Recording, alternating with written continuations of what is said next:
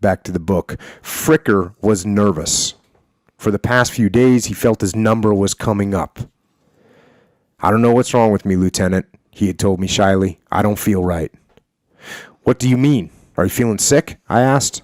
"No, it's not that. I just feel down. Like something bad is going to happen." "Maybe you've been on point too often. I'll tell Staff Sergeant Robinson to take you off." No, don't do that. I'm the best man for that in my squad. I don't want any other guys thinking I'm yellow." Fricker wasn't yellow. He was scared. But he was more scared of letting his friends down than of getting hurt. I urged him to take a break, but he had insisted on staying on point. I told Robinson to take him off anyway. Fricker heard of it and pleaded with me to put him back. I yielded. So on a lovely evening, Fricker was cautiously leading the squad up a hill when a machine gun stitched him across the chest. Robinson turned and dashed down the slope, making it 20 meters before he stumbled and broke his ankle. 10 meters behind Fricker, Nail and Wilson dove for cover. Fricker went down on one knee and spun around to face his friends. Blood and air bubbled from the holes in his chest. He dropped his weapon and tried to rise, his arms outstretched as if reaching for help. His eyes opened wide in terror, his mouth agape as blood spilled over his loose lower lip.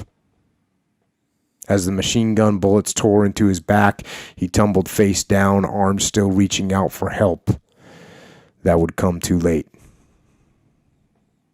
Wilson took in the scene with horror. "Fricker's dead! My God, Fricker's dead!" His voice rose above the clatter. Afraid that no one understood, Wilson repeated his announcement. "Oh no, he's dead! He's dead!" he yelled with all his might. Nail silenced him with a curt, "Shut up! He's dead, and that's all there is to it." Somehow Nail's words cut through the hideousness of the moment more graphically than Fricker's death. Wilson was stunned into silence. There was a cursory exchange of rounds. The enemy fled down the reverse slope, and Fricker's corpse and the lame Robinson were evacuated. Nail became the squad leader. That was all there was to it. Another American had fallen, one of more than 58,000 to die in Vietnam. The action took a few minutes.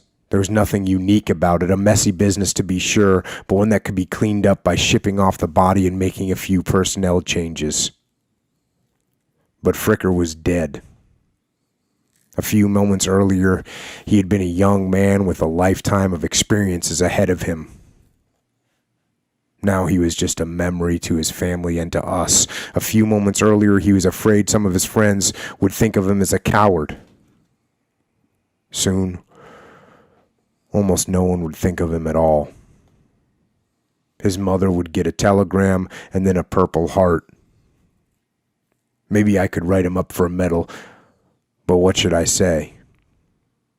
That he was brave because he was afraid to be afraid?